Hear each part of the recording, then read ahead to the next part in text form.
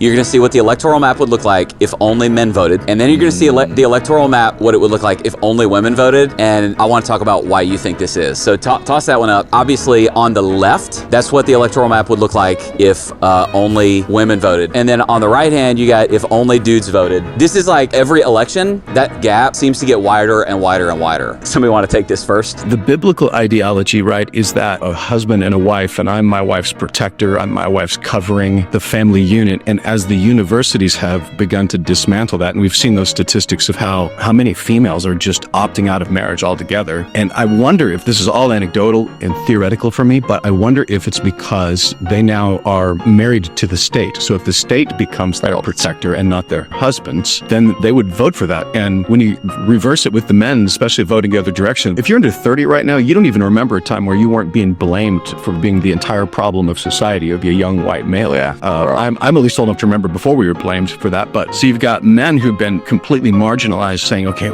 someone's finally speaking for me, voting for them. And then women saying, I don't want a man, I don't want a husband, and I'll let the state be my God and not God be my God. That's my theory.